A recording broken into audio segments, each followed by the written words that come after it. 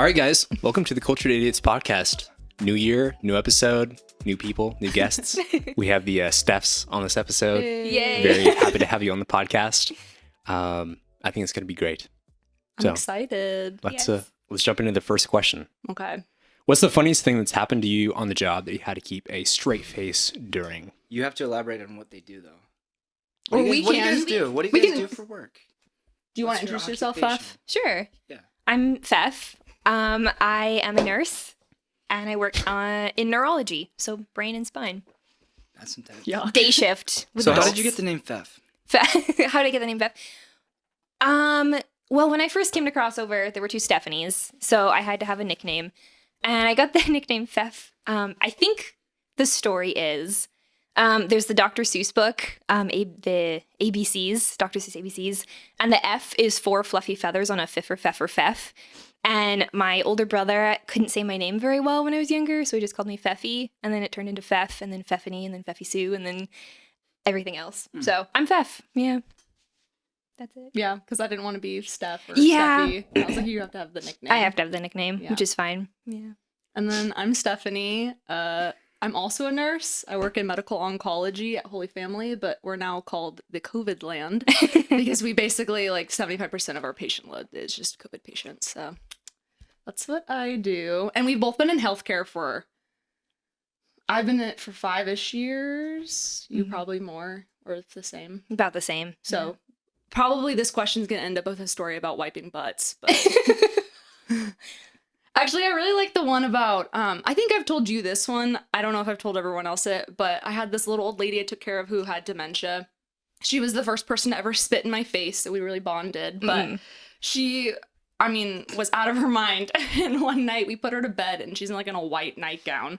And we put her to bed, and we turn off the lights in the hallway, and we're standing by one of the medicine carts, and then we just hear weird singing and rustling, and we're like, what's happening? So we go and look down the hall, and there's a single light all the way at the end of it, so you can just see this dark figure in a nightgown clapping and singing, and it was just horrifying and also but just really funny. And so we had to collect her and put her back to bed, and it's one of my favorite stories. Also, I'm sure there's 500. There's a guy who used to clear his throat instead of going just he'd go I really liked that one. Also, sorry to your parents who are in the next room. Yeah, they're going to be like, what is happening in Random there? screaming. But there's just funny stories like that. Old people are hilarious. I have actually a few good ones. I know this isn't a question specifically for me, but I do have a couple funny work stories. We've had a lot of stories where we are on a call with a client and their kids are just screaming in the background or just making super weird noises. I see that's the majority, and you don't want to laugh or Right. react to it, Right. because you don't want to seem immature, and you want to be professional and treat them as professional clients. But yeah, sometimes it's real hard to keep a straight face. Totally. Actually, I'm thinking of that guy when we were at Holy Family for our undergrad clinicals, and I was with Hannah. Oh, yes. Oh, yes. So there was this guy that was being held for a psych hold or whatever, so he had to be there for a couple of days, so he got really familiar with the hospital and his room and stuff, and I go in there to help my friend Hannah give him a medication, and we're both student nurses at this time, and I go in there, and his room is just absolutely covered in these styrofoam bowls that have the bottoms of them cut out with spoons in them. And it's just it makes no sense to me. I'm confused. I'm looking around. He's a very nice gentleman, but he's just yeah. They got me all these things, and I'm building stuff. I'm sculpting. I'm making things. And I'm like, what are you making? And he's like, spittoons. I'm making spittoons. And I'm like, okay, dude, that's super cool. And so he's showing me around, and he's they're all over his windowsills, his bed, any table. And then he just opens a nightstand drawer, and there's just full of more. And I lost it. I had to leave the room because I was laughing too hard. It was just too funny to me. Just him being there's more. And I just thought it was hilarious. And I ended up getting was lectured by the nurse. She's like, you're gonna have to learn how to keep a straight face in this industry. And I was like, he had spittoons. What was I supposed to do? So many spittoons. So many spittoons. Story, yes. So I was taking care of this patient, and he was alert, but he was disoriented to what was going on, and he really wanted to leave. And he's kind of an older man. And he really, for some reason, was perseverating on going to the bank. So I thought it would be nice to help him by just taking him for a walk around the unit. So I get him out of bed, we get his walker. He comes out of the room and he looks around and I'm like, okay, let's go for a walk around the bank or around the unit. And he's like, no, I'm going to the bank. And then he picks up his walker. He doesn't even use it, he just carries it. And he starts sprinting down the hallway. And it's so fast, I have to like run to keep up with him. And I'm like, no, we're just gonna go around, like go this way. The bank is this way. He's like, the bank is not that way. He managed to get to the elevator. Ooh, He hopped into the elevator. Uh-oh. So I jump into the elevator to block it from closing. And he's a tiny man. He's a very tiny man. He shoves his shoulder into me, which does nothing, but is kind of weird. And he's like trying to push me off the elevator. So I just have to stand there and I have to call one of the helper nurses, who's like 3 times the size of this man, to come over. And he just like kind of picks him up and takes him off the elevator and says, the bank is this way. And just like escorts him back to his room. And that was it. The bank is this way. But just the image of this little man carrying a giant walker, sprinting down the hallway, and I'm just running after him. It was pretty I would exciting. like to see that. It was- That is awesome. it It's was like exciting. it's like a movie scene, basically. Yeah, it was. I like that a lot. Yeah. Why did we get Yeah. on anime questions? I don't- just in general. I don't know. Oh, it's Look, 'cause we had you're- one Yes. a while back. I decided to put it in because we had guests, so I figured it'd be different for you. Like we've already Okay. answered this question Ah. on a previous episode, Okay. in case you haven't heard it. But Okay. I mean, to be honest, does Avatar: The Last Airbender count? That counts. That's the Okay. only anime isn't I've that ever what seen. we said? It's- We said Teen Titan. It was like Teen Titans and Avatar. Some people said it didn't count. I say it doesn't count, but I will let you have it because you haven't seen a lot of good animes. Yeah, the only other. Wait, there are good animes. How dare you? Yeah, I have not seen. I mean, I've seen animes, but Not good I don't know ones. if they were like super good. So Don't tell Ashley I said that. So my one of my roommates, he's from Montana. His name's Nathan. He his dad's a pastor in Spokane, and he felt called to move to Spokane. He lived in Montana his whole life. But first time he moved into my house, sitting down reading a book on the couch. Sorry, and he's like, "What kind of girls do you like?" Anime I was girls. like, I don't know, man. I was like, I don't know. That's, and you know, it's someone who I've known for a long time. It's like, okay, yeah. I was like, girls that love Jesus. He's like, okay. He's like, no, what about like personality wise and like attractiveness wise? And I'm like, dude, I don't know, man. I feel uncomfortable right now. And he's like, I'm into Asians. No. Oh, no. Females? And I'm like, I hope you mean women. I was like, please God. He's going through He's like, oh, Craigslist yeah. trying to find a roommate. He's like, oh, yeah. He's like, up! And then he's like, do you like anime? I was like, dude, I've never seen it before in my entire life. He's like, no way, you're Asian though. I'm like, I am Asian. no. I am. It's very astute. And yeah, I've never met a man who loves anime as much as that guy. Wow. Yeah. that's impressive. What anime was his favorite? It's in one ear out the other. I'm really good at retaining information Probably like one that. of those ones but- where like the title is only in Japanese. Oh, And he was like, yeah. oh, you wouldn't understand. Right. Ugh. So love you, bro. Love What did you Nathan. say? What did you say yours was One Punch Man? No, that was Robbie's. Mine, I think I said the Netflix Castlevania. I think that Yeah, counts. I've seen that. It's actually like pretty good. Season 2 is kind of meh. Hmm. It's pretty good, and yeah, that's pretty much about it. I really haven't seen a ton of others. Mm-hmm. I used to watch a lot of Dragon Ball back in the day, I remember you Nice. but telling me now that. it's like I can't watch it anymore. It's so stupid same and repetitive, thing, yeah. and yeah, I don't know how I watched that when I was when I was younger. When you're a kid, you're like, I have no taste, so it's fine. Then you grow up and you're like, oh, Inuyasha's not that good. Yeah. Yeah. Mine's Full Metal Alchemist Brotherhood, by the way. And I will leave Yeah. that there. Yeah, see, I know a lot of people that like that. Mm-hmm. Yeah. There was two. There was What's the Full Metal premise? Alchemist. Okay. There are two brothers.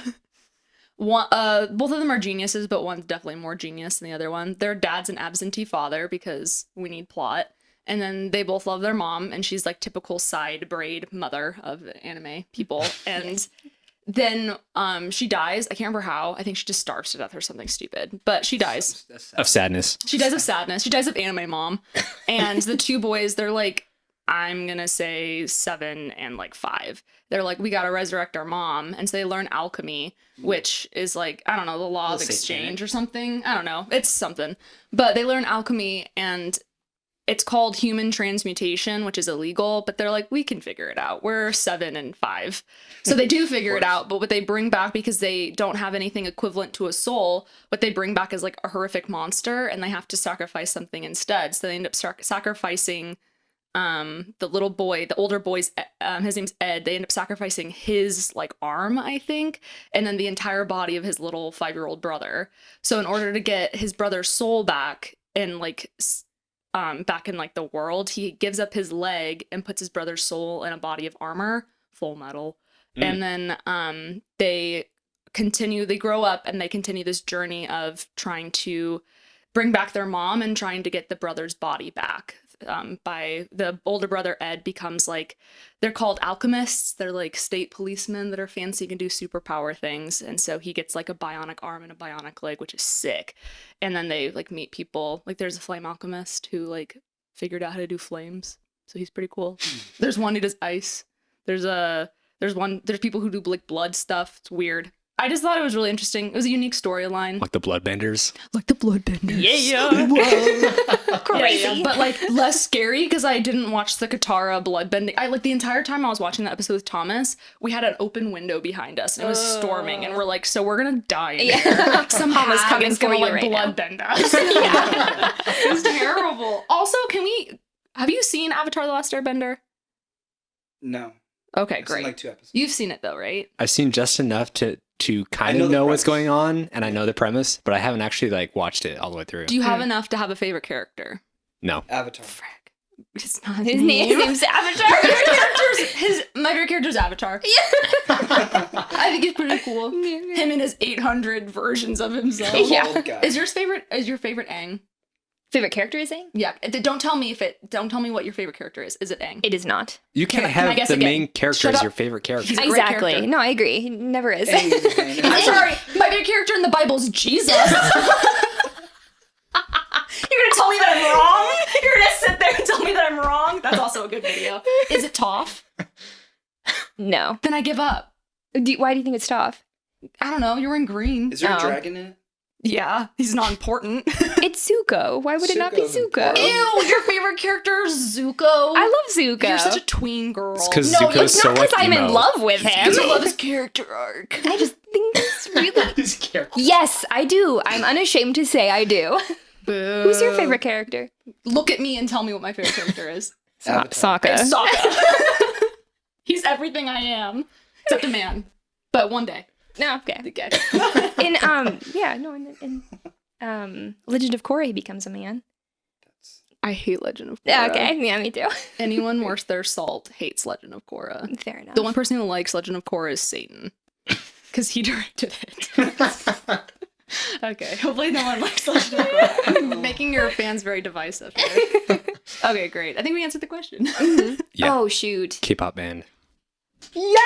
Oh, man. I Oh, bet man. Emily put this question. Emily, No, Ashley, actually, I or did. Destiny. Who did? You Me. did? You did? You stinker. Oh, you added I want questions. everyone else to answer first. One Emily did One submit Direction. questions. I need you to stop. I showed you K-pop I bands. like One Direction. I need you to stop too. Actually, I love. I'm not Justin asking for Bieber. B-pop. I'm asking for Justin Bieber. K-pop. Justin Bieber was one of my top listens in 2020. Is he listening? B-pop. Yeah, carry on. The Black Eyed Peas. Yeah, Black Eyed Peas. Their is song great. "Boom Boom Pow" was the most popular song when I was You know- born. Oh, You know, For my 12th birthday. I'm They so do. sorry. Wait, that's a song by them? Boom Boom Pow. The Getting Black Eyed boom, Peas boom. do kind of put off a weird K-poppy vibe. It's called it's electronic, and K-pop in the early 2000s was heavily electronic and like synthy and like glittery. Okay, what's everyone's favorite K-pop band? You gotta know. Who at was the least two. one that you showed me with the guy that I liked? Oh, Mark. That's Yeah. NCT. Okay, I'll pick that one. Cool. Which one? NCT Dream, NCT 127, NCT U, or NCT 2020?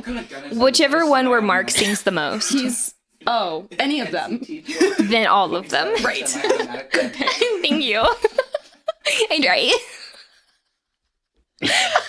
I will say that K-pop band names are very strange They're compared to stupid. like other band names. They're so stupid. They try to have like concepts and stuff. Like they're crap. Like, let's just take a word and take all the vowels out and boom. Yeah, That's the name. Pow. pretty much. What's the most popular K-pop band, or at Right least now, the most well-known? BTS. Okay, It's always behind the BTS. scenes. Always Is BTS, BTS okay. behind the scenes? Is that what it stands for? Yeah, you got it. No, That's what I literally always thought. It's not. no. I don't know how to say it because I can't speak Korean, but it basically stands for like some type of like, I don't know, boys club. Okay. B the Nope. It's in Korean because they're Korean, but the acronym is BTS. So you know Elijah Hambley is almost fluent in Korean. I'm sure. That Also, guy. Elijah, Seems shout like out if you something watch Haley this. Yeah, Elijah, I Big love fan. I miss you a lot. What's your favorite K-pop band, Ethan? So I never listened to K-pop until I worked at Sushi Maru Okay. because they're Korean. Okay. Do I have a favorite? No, I like that one guy, the rapper from Seattle. His name's Sam Jay Kim? Park. Oh, Jay Park. Okay. Yeah. He was in a K-pop band. Oh, cool. He was in 2 p.m. 2 p.m. Mm-hmm. It's the best time of day. There was two sides. There was 2 p.m. and 2 a.m. One was like dark and sexy. The other one just did ballads. They sucked. Yeah. Yeah. What about you, Cam? You never answered this question. I get to go last. Okay. I honestly really don't know that many. I think I've talked to you about this. Like I listened to some Blackpink, and that's Blackpink. pretty much about it. They're also like one of the more popular ones, so Yeah. maybe they're the popular crazy ones aren't like the best to go with. I feel like that's with any music genre. Yeah. But Blackpink's pretty good. They were at Coachella Oh, nice. Coachella, Mm-hmm. nice. The big leagues. So just because they're young girls who are attractive. So I, I go uh, crazy for them. But I don't listen to a lot of K-pop or we know any of that. I do really appreciate J-pop. my cultures, like just how like the culture and their personalities, just Korean culture. They're very just kind of individualistic, but not. They're kind of are. They are, but they're. I just love how confident and goofy they are.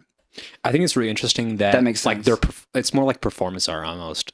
Mhm. Like the choreography of their shows is fully unique to that genre, which I think is really interesting. Mm-hmm. There was a really interesting Sideways video. I know I keep bringing this up a I lot. love Sideways. There's a really good video where they were talking about autotune and how there's a lot of K-pop bands that use autotune just to make sure that like while they're doing their choreography that everything is super precise and on pitch. But they do it live, so it's like correcting their pitches, but in like real time with software, which is like crazy to think like. I feel like that's Korean culture too, is like this strive for perfection. Oh yeah, You see that all over the industry. Yeah. it's just in my blood.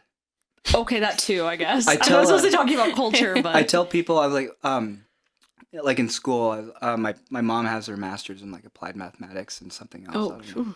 And they're like, of course she does. She's Asian. I was like, no, my mom's white. She's like the whitest person I know. your mom's They're like, "Hi." Stephanie. Stephanie. She is Stephanie. Aw. I have on a the really pod. funny story from Korea. Okay. I don't know if you can put this in here.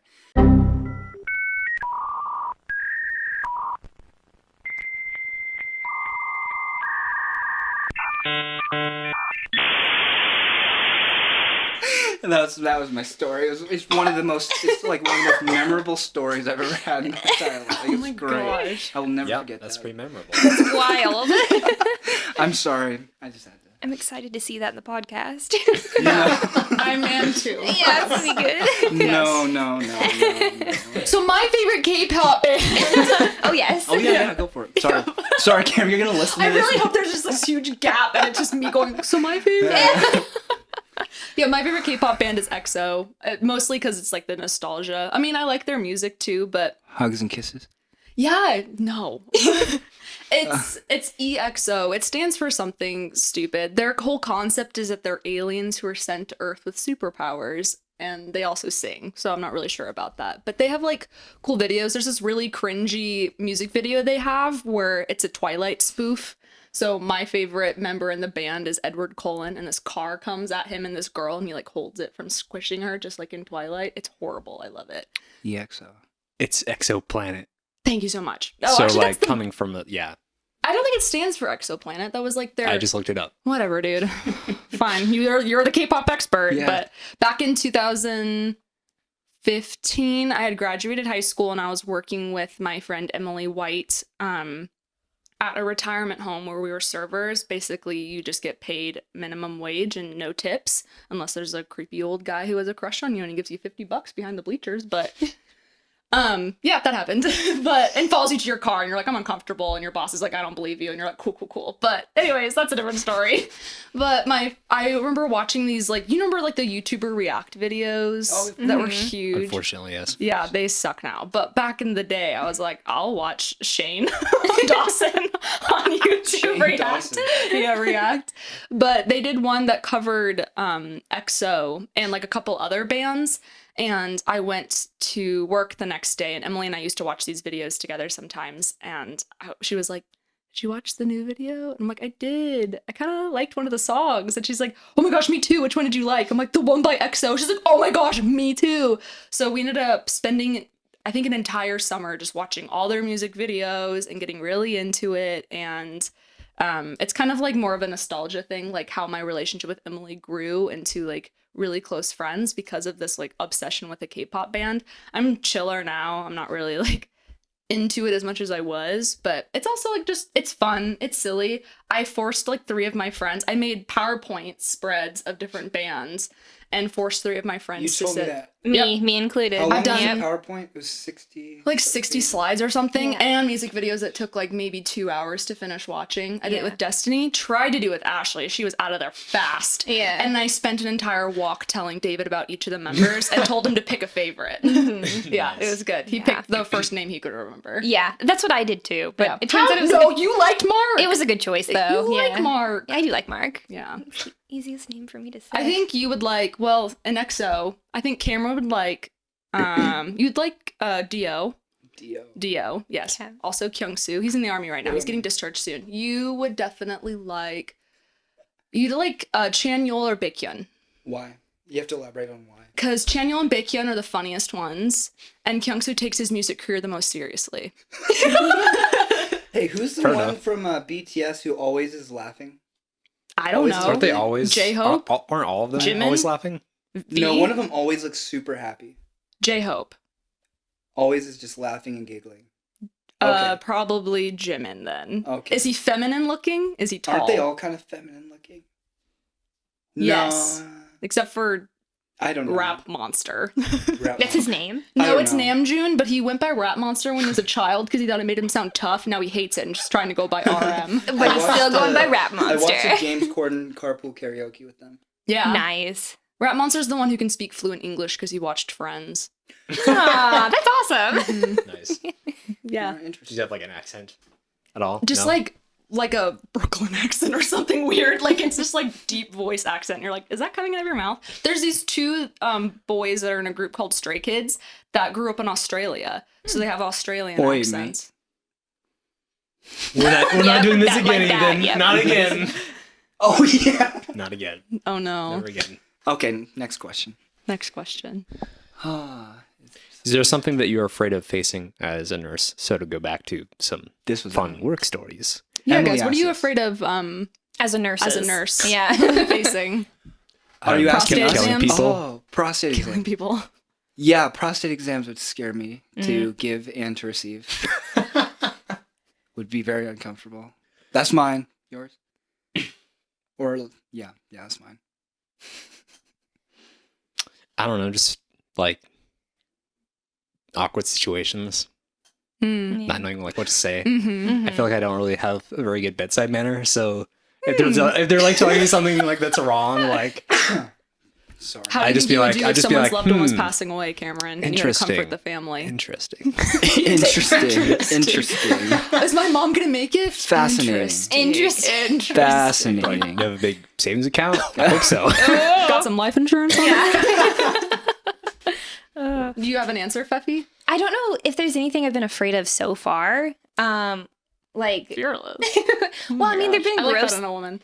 Thank you. Oh, thank you. There've been gross things like draining really bad smelling stuff. Oh, I don't know how vile can this get? it can get as Mine's not vile. I'm not afraid of like I've seen like an arm ripped open from a dog bite. Yeah. I've seen like I stood in a surgery where to cut the person open, they just burn their flesh away. Yeah. So I've seen that stuff. I've seen someone just That seems like terribly inefficient. no, it's fine. But then I've seen like I had a woman sit down on the toilet and then she got up and like stumbled to her bed and I looked in to like throw the pee away and it was bright red. I'm like, oh, are you peeing blood? Yeah, Like, I yeah. don't like that. Yeah. But I think the thing that would scare me the most is code blue. Yeah. I haven't been in a high stress situation like that. Or if you do outside of a CPR. simulation where I Yeah. have to call people Yeah. in and do CPR and I'm responsible for someone's life right there. And if my Yeah. compressions are not deep enough and I'm not letting that chest recoil, Yeah. I could kill my patient. Right. And then you need to get IV access and then you need to give report to the doctors. I'm and it's also very afraid stressful. of medication error. Things Yeah. like that. Like if I've gone through so many patients dying, not I haven't gone through so many, but I've gone through quite a few patients dying. And so I like Yeah. kind of know how to have bedside manner at that point. Yeah. I know like if I'm unfamiliar with like a medical diagnosis, I know that like I'm not super responsible for that. That's the doctor's deal. But like I'm concerned about high stress situations. Like I walk into a room and my patient's not breathing. Yeah. Like one of my people in my cohort, they gave their patient some Ativan and Oh, shoot. PO, so by mouth. It was supposed Yeah. to be pills that they're supposed to swallow. They find out later the patient never swallowed them, had hid them, crushed them up, and then Oh. found a Oh. flush, put water in it, and gave it through them IV, and it crystallized into some green, like, fungus thingamajigger. And, like, the patient was like, you know, like, not doing good Yeah. because of, like, what they had just tried to inject themselves with. Like, that's my fear is, like, oh, I wasn't careful enough. Oh, I'm so sorry. I wasn't careful enough in my duty as a nurse, and now my patient's like suffering for it. Yeah. It would. Yeah. Oh, go for it. Oh no, I was just gonna say I totally agree with you because I've seen patients throw up their own feces, and so like things like so like Constipation. yeah, real constipated. So like things like that, I agree. Like it's not like super huge fear. I think the biggest thing I'm afraid of is at the end of the day, everything that I've done and everything I've charted, can it stand if I get called to court, like if I get sued or if the doctor gets sued or the hospital gets sued? And so that's like what I think about is when I'm charting, I'm not going to remember all my patients. So if like I have a patient who, you know, a year ago decides to sue the hospital for malpractice, have I documented enough where I can like go on the stand as a witness and say, this is what I did. Here's all the boxes I checked. Because if I leave like openings, they can come at me instead of going for the doctor. Do they sue you or the hospital? They usually sue the doctors because the doctors have money and nurses are poor. But at the same time, you know, I could like neglect. Like I'm not really afraid of being sued for abuse or like malpractice because I'm pretty vigilant. But like if I forget something, You're also a genuinely nice person. So yeah. But if I forget something, like I genuinely forget to do something like or document something, that can be seen as neglect. take those lungs. I walk out all the time without listening to the lungs, and I'm like, "Hi, I'm back real quick." Yeah. Just let me listen really fast. Are Yeah. you breathing? Yeah. Yeah. I would say also, I'm afraid of. I know at some point I'm gonna hit a period in my life where I don't want to be a nurse, and I'm gonna have burnout, and I'm afraid to reach that point because I've met people who have only been nurses for 2 years, and they're like, "I'm already facing burnout because of COVID and stuff." Yeah. So I just kind of. I keep on praying that like I continue to have this joy to serve others and serve the Lord in this way because I don't ever want to be looking at my job and being like, wow, I don't find any satisfaction in this anymore. That Yeah. terrifies me. Yeah. I would be I think I would be most afraid of if I forgot my stethoscope at home. You're giving them in the COVID The rooms. stethoscope. He said stethoscope. Stethoscope. Thanks for I'm explaining upset and I that need to one. leave. I get it, guys. I get it. All I'm getting right. heated. I'm getting mad. Next question. So, a story behind being a nurse. So, what Aw, made because you of become a yeah. nurse? That's like the classic interview question for nursing school. Well- Why do you want to become a nurse? Well, yes. The money. What's that TV show? Nurses. Poor. Grey's Anatomy. Grey's Anatomy. Oh, I hate that show. I hate that show Really? too. You don't like that show? No. Choose me.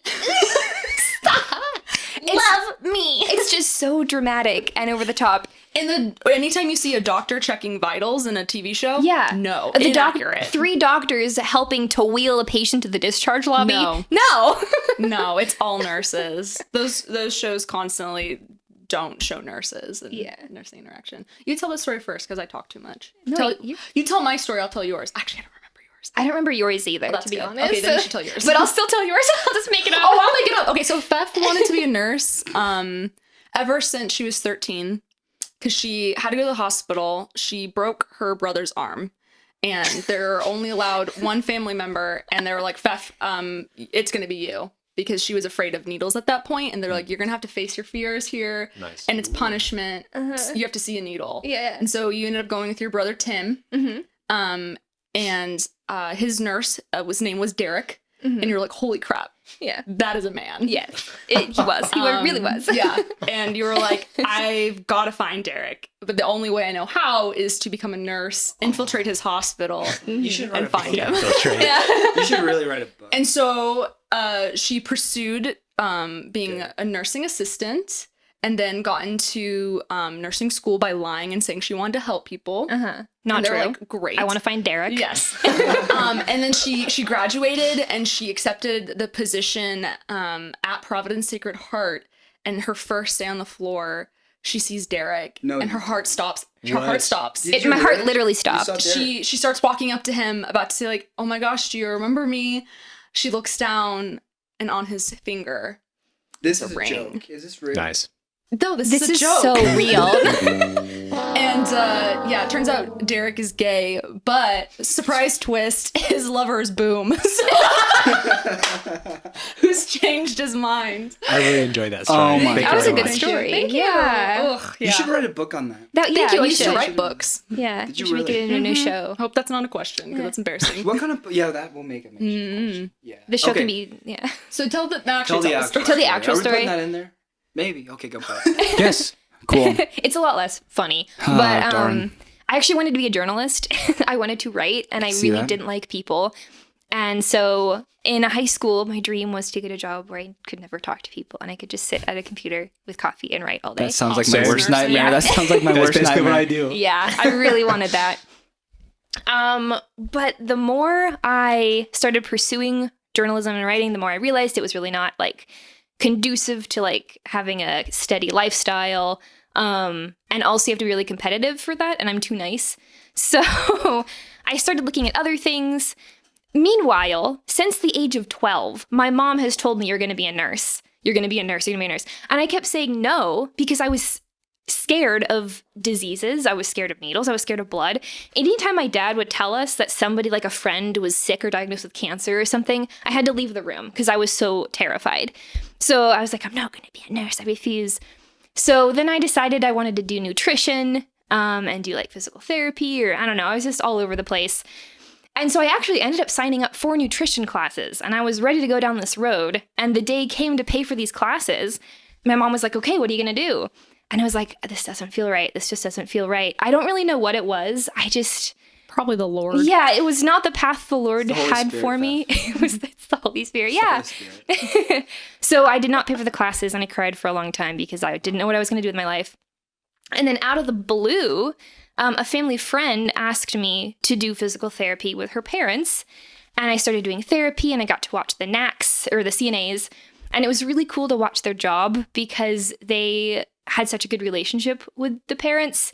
So I asked to be trained to do that job, and it was just kind of like being dunked into the fire a little bit. It was shocking, and you had to like push past a lot of like barriers, like what's the word? Like Inhibitions. and personal like a space and personal privacy things. You're wiping butts. Yeah, like you just have to get in there and do the thing because it's got to be done, and they can't do it. And it was really cool. So like every morning, I was able to help them get up in the morning. And the husband, took like an hour to get ready. So I would play his favorite CD of music. We'd get him sitting up. I'd get him dressed. We'd brush his hair, all that stuff, get him in his wheelchair. And then his favorite song usually would come on at the very, very end once he was in his wheelchair. So I would pull him out in his wheelchair, and he'd be singing at the top of his lungs his favorite song while I put him at the table and went back to work on his wife. It was the cutest thing. It made me so happy. So I worked with them for about 6 months, and when they passed away, I was like, no, I think I want to keep doing this. So I got my CNA license, and then realized I couldn't move out of the house with just a CNA license because it doesn't pay very well, and then went to nursing school. It doesn't pay very well. And then went to nursing school. And yeah, I've been scared of it ever since. Being a nurse is kind of scary. Before I became a nurse, I was scared. Now that I'm a nurse, I'm also scared.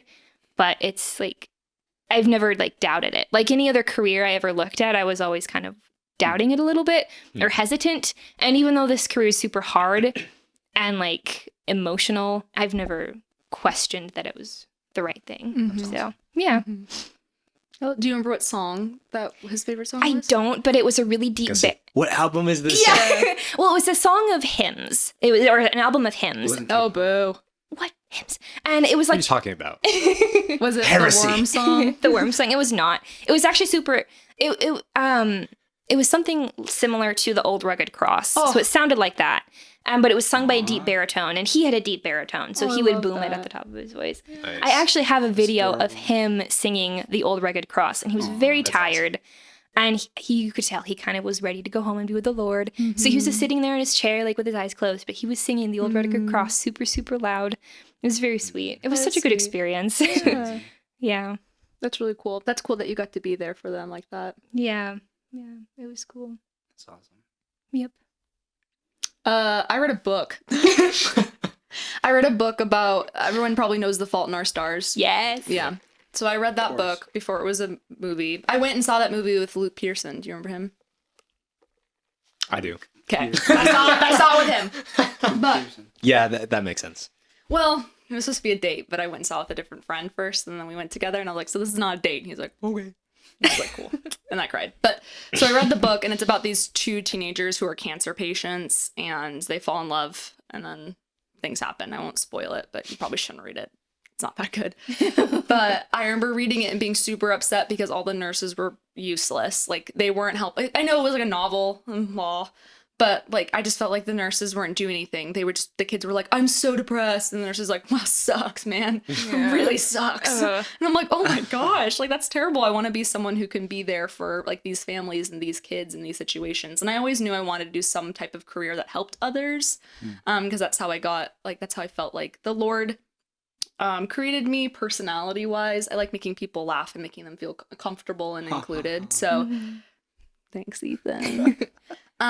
So I thought, yeah, I want to do pediatric oncology when I was like 13 or 14. And then, yeah, and then I just kept pursuing that, and I am not smart and not like driven.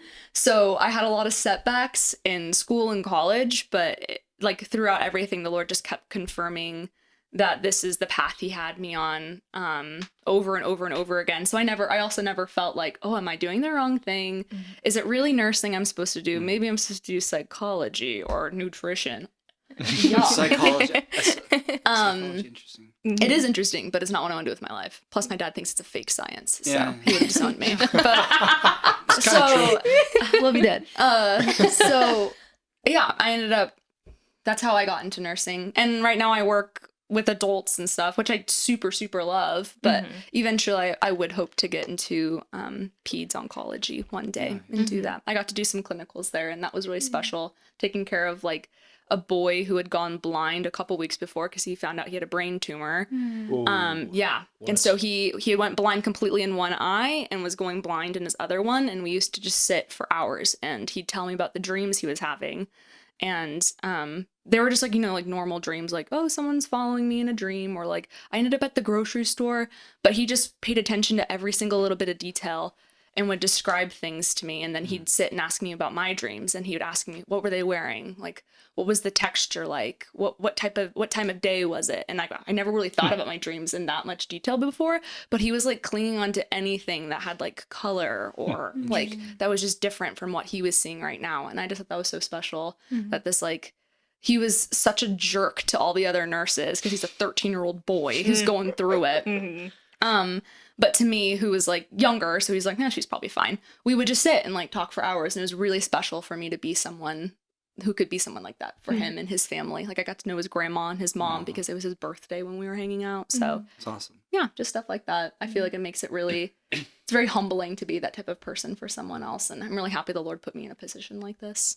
Yeah, I remember when like you were kind of telling us about your story, like as you were kind of going through the process. And yeah, I just remember that like you were talking about how just like everything lined up and like came together Like in a way literal that was, like, miracles. yeah, Yeah. Yeah, that was the cool thing about going through nursing school with you, was watching how the Lord like made it happen. And there were a couple times where it's just a little bit like, holy cow, is this It's gonna the happen? Is this gonna Lord. happen? And then that magical email shows up, and then suddenly you're passing that class. Yeah. and it was I just was like amazing. point like 1% away from like not passing a class, and the professor literally was like, whatever, you pass. And I was like, No, but she also included in the email, please get a tutor. get a tutor. I also was told one of the times I went and met with my counselor, like the only time I ever did, because they kept mixing me up with different counselors. She was like, you didn't do well in this class and this class, and the students who don't do well in those 2 classes do not pass their NCLEX. She was right, but I did pass it the second time. Yeah. Hey, Yep. nice. There That's you awesome. go. Yeah. How did you get into your? How did you know that's what you were supposed to do? Same thing. He draw. Same thing. Was it He Derek? draw. It was Derek. Huh? Yeah, it was Derek. Second time this has happened to me. What's wrong with your throat? It's Derek. That's so funny. So yeah, it was kind of the same way. Just like everything lined up perfect. I literally went from being in high school and sort of doing a lot of these things on the side. So like I had the screen printing business, and I was doing a lot of graphics and design stuff for the homeschool program and for some of my other clients. And I was doing some freelance stuff, and so I knew that like this is something that's fun that I am sort of good at, and I want to get better at doing this thing. And so then I basically just went straight from high school to college. Did really well in college. I was a part of the graphic design club, which was a lot of fun. Yeah, it just felt like super natural Yeah, your to thing me went doing fast. that stuff. Yeah, and then I got a job. Well, I did an internship it didn't pan out, which is too bad because they're awesome people. But then I got a job at where I work now, like a few weeks before I actually graduated. So it was just like everything lined up perfect, and it was definitely God. Like that usually doesn't happen. Like there was maybe 1 or 2 other people that had jobs by the time that they graduated. There's some that like I have no idea what happened, if they're working or if they're like feel they like moved that's, to a like, different industry. Graphic design. We just don't know. Yeah. So That was really cool, though. cool. I remember all that. yeah, and the community is like super small, so I try to like keep in touch with the people that I went to school with, and yeah, it's weird. Like Spokane, like everyone knows everybody, and For Ashley Sears, you know everybody. no, but I mean like so like Connection wise, like business connection-wise? like business connection wise. So like I think 4 or 5 of my classmates are in like almost all of the big advertising firms Okay.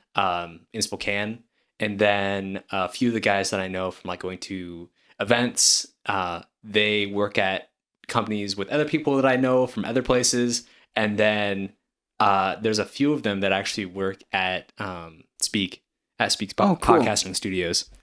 Which is like super weird that like those 2 different industries like coming together. But yeah, it's a really cool community, and yeah, super awesome. crazy. That's awesome. What about you, Ethan?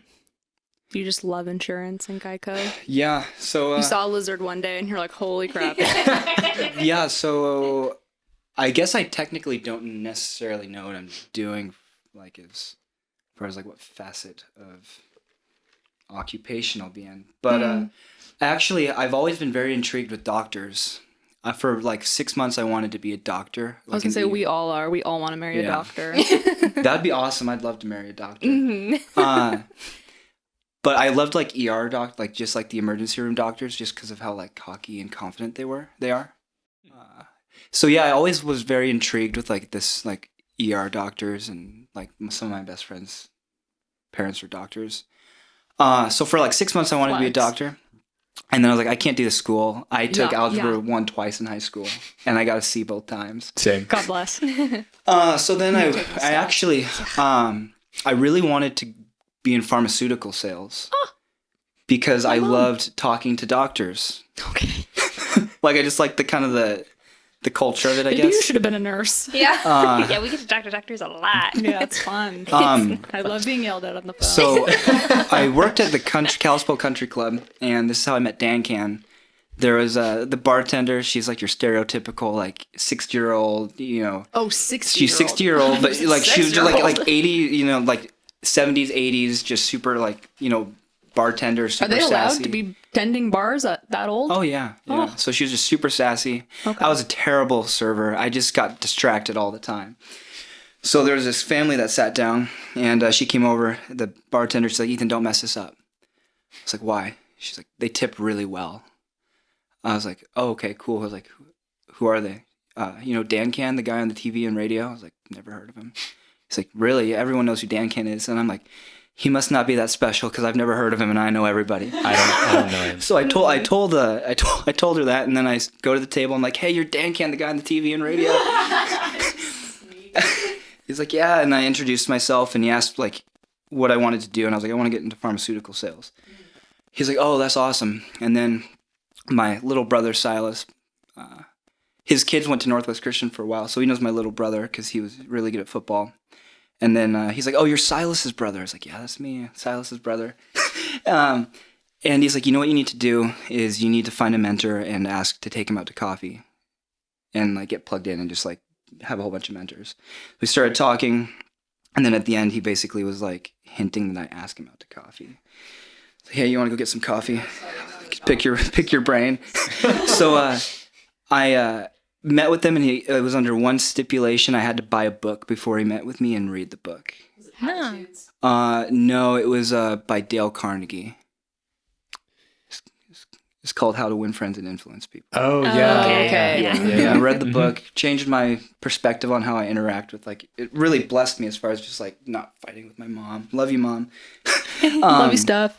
So I read the book, and he, like, introduced me to all of these, like, super high-up pharmaceutical sales reps, and then a whole bunch of people quit at Geico, and he's like, hey, he's at the country club just on a business call with his sunglasses on. He's like, hey, Ethan. I was like, what?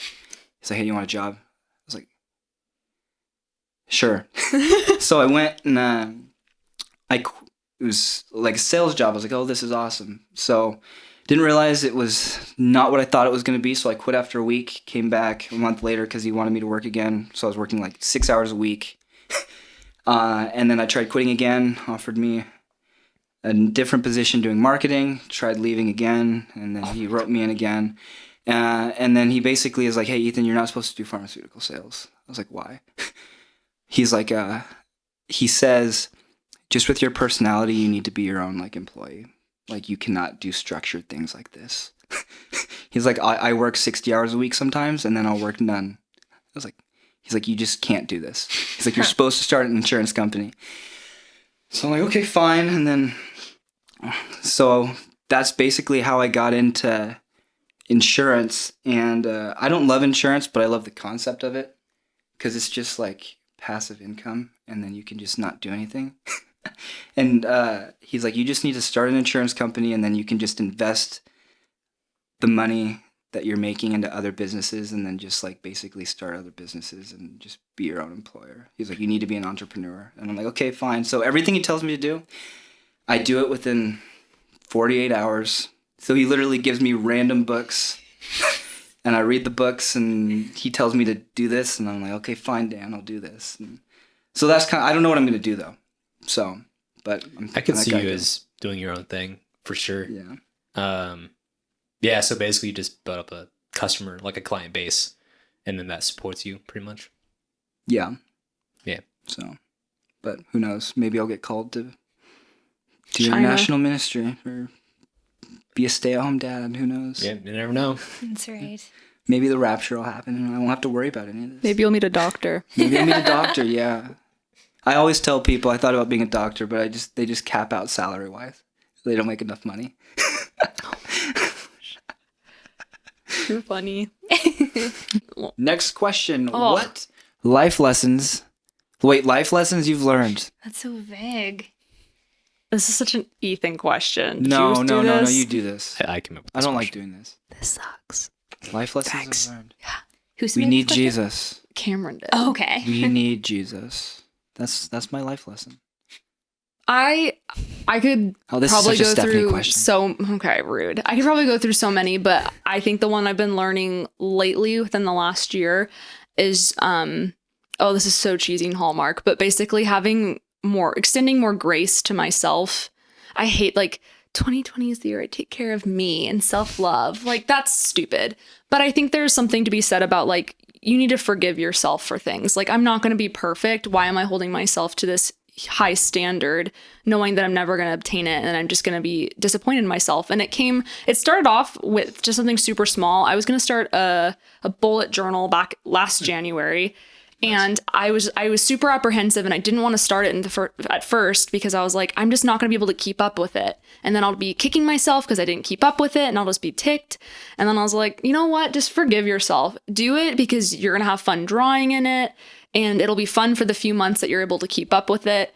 And just don't have any expectations of it's not going to be perfect, but like it doesn't have to be. Much like, I don't know, I think like that's something kind of like artists have to, maybe everyone, but maybe especially in art culture, like drawing. I would love drawing growing up, but after a while I got sick of it because I was like, ugh, I'm just not making any progress, or I'm not making the progress I think I should be making, and my drawings aren't coming out the way I want them to, and it just takes so much practice. And I was like, well, I think you really need like a heart of forgiveness and extending grace to yourself, because like it's not going to be perfect. That's why we practice at it. So needless to say, the bullet journal did not get very far. I think I made it to June and gave up because I was like, I have a life now of studying for my NCLEX and getting a job and just everything that happened. But I really appreciate that lesson that it taught me, and that's something I definitely have been carrying forward in my career as a nurse and working with crossover and friendships and stuff like that. So that's my life lesson I've learned.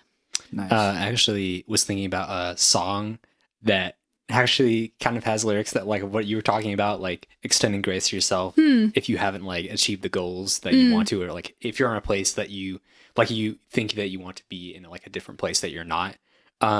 It's basically like talking about how like I'm still on track. More than a minor setback, but I'm still on track. All my dreams are still in sight, but I've got my whole life. It's just like a good way to say like, I may not have grown as much as I had wanted to, but there's still a lot of time left to grow and to do those things that, you want to do. And yeah. That's cool. I like that. Yeah. And I like what you said too about like, it's okay if you only do it for a few months, because I feel like we set these, I do this. I set really high standards for myself. Like I have to accomplish this by the end of the year. This is like what I have to meet. And I think having that attitude is so much more harmful than if you're just like, well, here's what I'm going to do for 20 minutes today and then go from there. And yeah, I like that a lot. Yeah. Thanks. Yeah.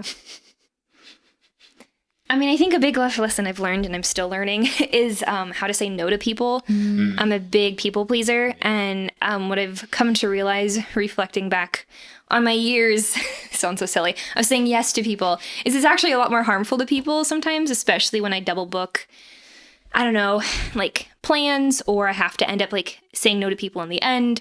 Yeah, that'd or be terrible. Sorry, Stephanie. Or I've done a subpar job because I'm so spread thin. Or I don't take care of myself, and I end up like not sleeping or having anxiety. So I think being able to say no is actually a lot better for friendships and myself and for other people in the long run. There's a Hamilton song about that. There is. Also, I just thought, I feel like butter scraped over too much bread. No, did you guys see Lord of the Beans? It's such a better quote. I feel Yes. like chocolate pudding scraped across too much ham. It's so much better. I totally forgot about that. Thomas, if he's still watching this, is geeking out right now. Yeah, I think about that a lot. That's awesome. Yeah. Script across too much. It makes so much less sense, but also so much more sense at the same time. I love it. Yeah. Ethan, what about you? I feel like you've learned a lot of life lessons. Not saying that you've had to, but like I think you're the most open to learning and like accepting change. Life lessons. I think back in high school, I think I had a really bad mindset until like a few years ago. I always just wanted to be like, I want to be done with high school, or like I want to be done with middle school. I'm ready for high school. And then once I got to high school, it's like I want to be done. And like I never really knew like to like it's the stereotypical live in the moment. So I was always like rushing things, and then once I got to college, it's like I just want to be done with college. But I realized that I was like limiting like everything that was happening like in the present when I only cared about like the future and wanting to rush through things. So I think the biggest life lesson that I've learned is just like literally like 10 minutes at a time. Like literally like you have to like break it into like I have to sorry Cameron, I'm sorry for hitting the table. You have to like break it into like I literally have to sometimes be like at work, it's like I wish I wasn't here right now. I can't wait until like 5 o'clock. Got you, yeah. Like I'm blessed and I'm here and I'm gonna make this next 10 minutes the most like intentional 10 minutes of my life. That's And that's literally how I have to like break up my days a lot of time. that's really really good. good. So I think Yeah. like that's also really good for trying to avoid burnout. yeah. You know, by like realizing that like it may not be exactly what you want to do, but I think you can still find joy in a lot of those like daily things. Mhm. Kim, I actually have a bunch of notes. So like I won't look at your notes. Sorry. at my Diary. Your dear diary. job, yeah, so I'm basically like putting together this giant list of like things that I've learned from work specifically, because I think that it would really help people who are like new going into the industry. Oh, okay. And I have a lot written down. Holy cow, that is. A lot. Um, I can't read it, but and I think it'd be cool to Okay. like, you know, create another podcast or a book or something. Of And- life advice. Well, just like design, like advice for designers Sure. specifically. So, A blog post. blogging. blogging. I don't know if I want to do that. I can see you blogging. I can see you Really? mom blogging. Oh my gosh, some like script, some script. You'd writing get or off with the something. suburban moms. I can see that too. All of them just loving you, Cam. Yeah, I could definitely see that. Sweet bald boy. I would say for life experience, taking ownership of your actions and your job and like everything that you're doing, and you know, regardless of if you're in a leadership position or not, I think taking ownership really like it signifies your maturity and shows that you're not just like everyone else who is trying to like pass the buck to save their own skin. And yeah, it's just I think a good thing to do. And if you're a leader, it's definitely a good thing to do. But yeah, I've been learning a lot about that. I think there was a book that I recommended a few podcasts ago. Jocko Willink's book, Oh, yeah. Extreme Ownership, Okay. is a really Jocko. good book to read.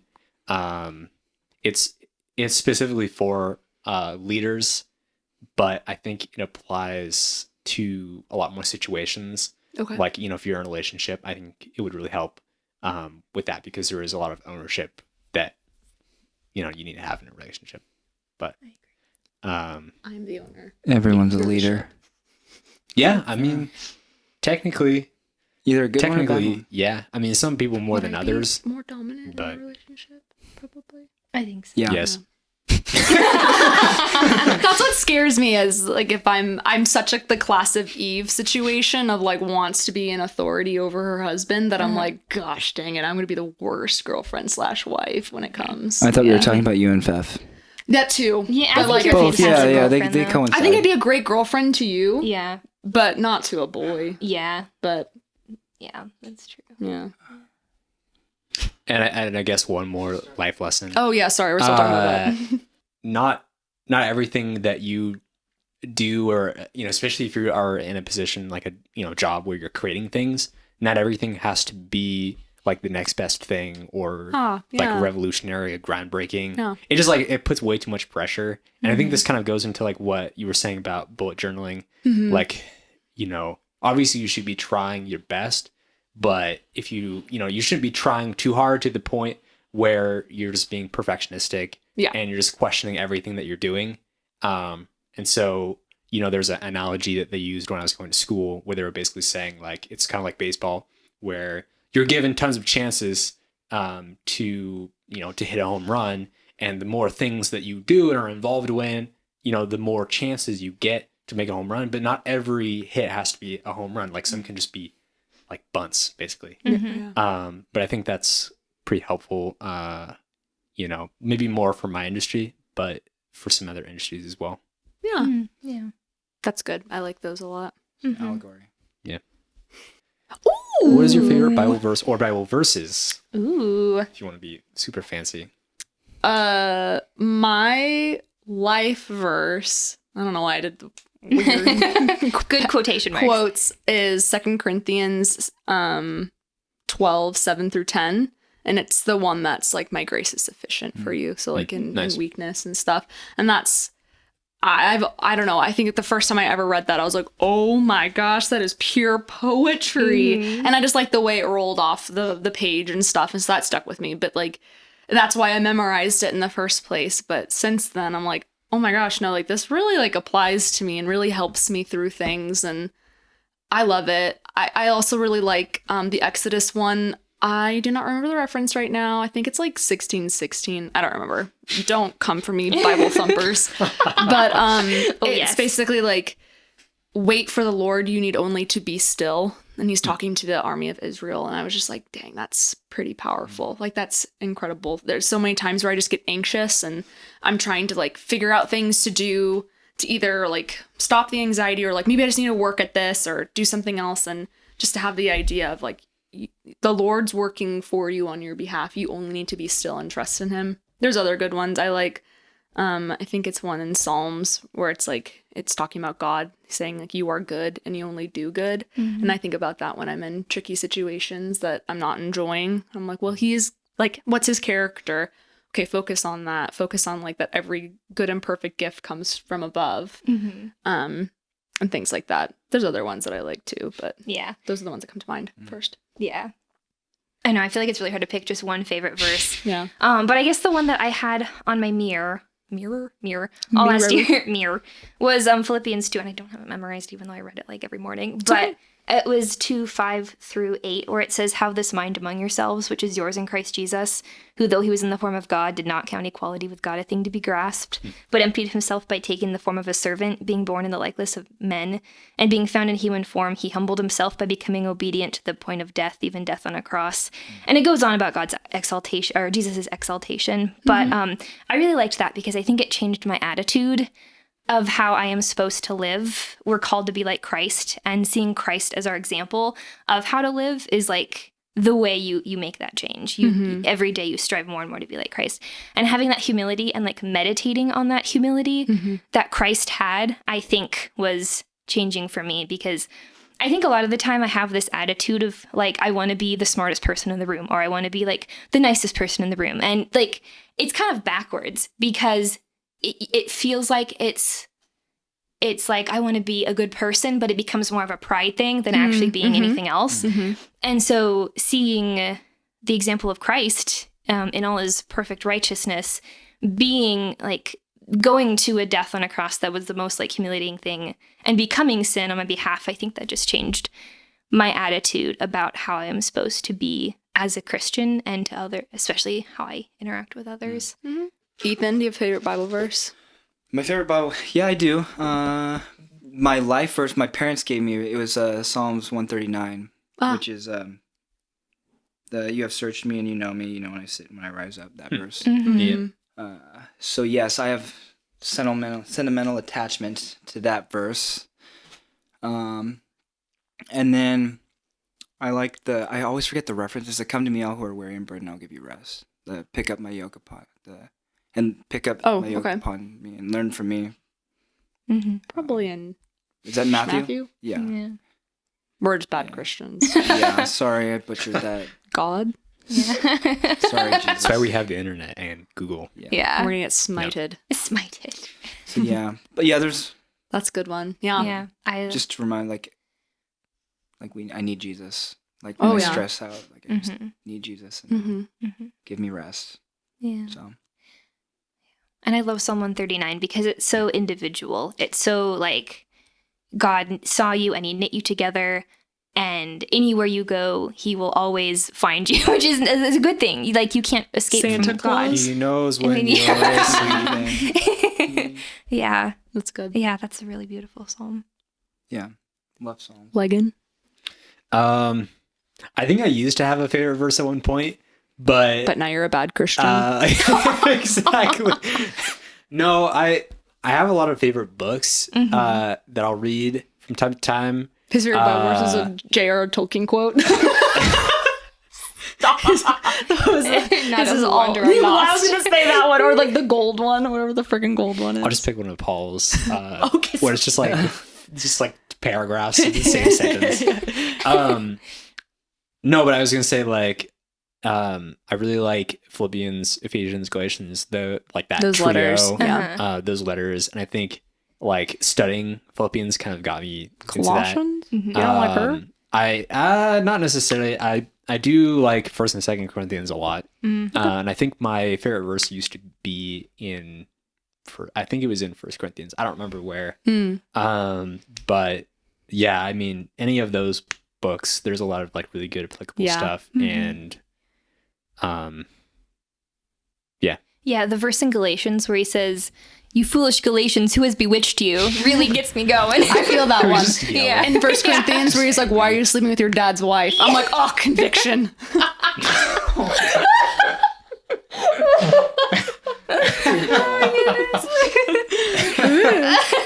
Bible's got some whacked out stories. I remember does.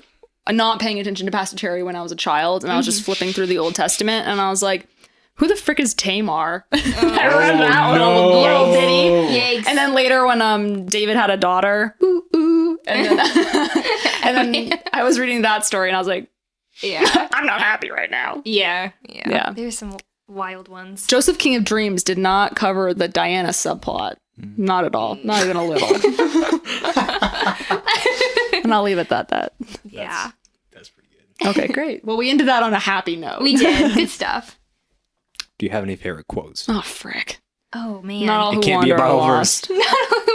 Can I have some that are Can it be like a song quote? quotes from Friends? It could be anything. It could be from a movie, I from a used- show, Can it be from from a a real song? person. Are we canceling songs? Sure, you can say Songs? Because Sure. I definitely have a favorite song. Yeah. Like, I guess I can't really think of anything from like a book or a movie. Well, I guess this is written. But something me and my fellow theologian type friends like to say is from Jonathan Edwards when he says, "You contribute nothing to your salvation except the sin that makes it necessary." Oh my gosh. And it's like such a yeah. You're a light in the dark place there. Look at you. To go off of that, my favorite quote's from The Office, and it's Don't drop the Of soap. course it is. It's not actually. It's Dwight. He says, "Don't be an idiot." Nice. Okay. It's great words. How did Dwight know to quote my father? Yeah. Isn't The Office where the quote, "Well, look how the turntables" comes from? I think that's. Yes. Yeah. Oh, I was going to say the Jonas Brothers. No, No, it's they from The didn't. Office. That's a good one too. Whatever. It's a quote. I enjoyed it. Mhm. I acknowledged it. Yeah. It's very philosophical and Yeah. theological sounding. Yeah, very city on a hill. Oh, the one I just said. Yeah. yeah. Yeah. It's pretty deep. Against all the evil that hell can conjure, against all the wickedness that mankind can produce, we will send unto them only you. Is this Charles Rip Spurgeon? and tear until it is done. It's Charles Spurgeon. No. What's his No, it just made me think of that. Just like a really epic monologue, like at the beginning. got you. Because you have like the Lord of the Rings intro monologue, which is like so classic. It just reminded me of that. From Doom? Yeah, Oh. What are you doing? it's just like just something to get you pumped. Like, David's favorite quote? into the world. Are you doing Samwise's speech at the end of Two Yeah. Towers where Yeah. David loses it and sobs? That's what reminded me of that when someone wanted to look it up. I'm not going to read it, but. A little bit of good left in the world. Oh no! I googled Samwise Gamgee quote, and the first thing that came up was potatoes. Boil them, mash them, stick them in a I stew. always think of That's the Always meme. good. That's the meme. for you, but I Can carry you. Yeah, that's a good one. Linebacker, Rudy. I don't know any good dad jokes. I don't know any dad jokes. I know I have a joke that I wrote. So my biology professor like to give extra Let's credit. say your biological dad. My biological dad. No, my biology professor gave extra credit on tests Weren't you to people homeschooled? who wrote. I went to college. Oh, Extra credit for if you wrote a joke on the back of a test. So I wrote this joke. It's a bit of a setup here. So Gandhi, he was religious, and so he would walk around barefoot as part of his religion. He also had a really weird diet that was made him like super tired a lot and very fragile, and it also gave him really, really bad breath. And bad breath is called scientifically is called halitosis, I think. don't look at me. So anyway, he was a super calloused, fragile mystic hexed by halitosis. Thank you. That was Dear really good. Nice. I'm gonna get that tattooed. Yeah, you should. he gave me extra credit, and then he wrote underneath it, "Come to me, and I'll give you even more extra credit." Come to me, all who are weary. And I will give you extra credit. And I talked to him, and he said he told it to his wife, and they sat around the house laughing for like 15 minutes. They That's- thought it was so funny. That's really clever. I That don't is think I could pretty ever funny. think of. Yeah. Well, I did I'm not not come up that with that. Oh, then screw you. That's right. I'm not that clever either. Who comes up with anything anymore, though? That's it's just true. all True. like remixed. Oh, Unless the podcast, guys. Oh my Yay. gosh. Unless you guys have anything else that you want to talk about. You have to read the thing. What? Lena's question. What? The Lena's thing. Oh, yeah. Was there a question that didn't make the board, or? No, this is so- all Cam. You got it, Cam. Elena wanted us to read a poem, a romantic poem to you guys. From Elena. She wrote it? No, Oh. she said read one for me, from me. So I was gonna do a bunch of research and have some like really deep poem that would have been like funny and interesting, but I didn't have time, so I came up with one that is really stupid. Wait, I you hope found the this will- poem from no, I- Elena? No, she Oh, just you're reading No, this I'm from saying her. I came up with a very stupid poem that sort of fits the criteria. She said read a And romantic I know that poem she's- on my behalf. Oh, yeah, okay. you're probably gonna hate it. She's gonna hate it, but yeah, it'll Yeah. it'll fulfill the Okay. question. We're ready. Okay. Roses are red, No, great. violets are blue. Code blue. Elena. Elena says hi, and that she loves you. Oh yeah. Actually, Elena that's said kind of it. cute. I love you, Elena. That's really sweet. We love Elena. Elena's the best.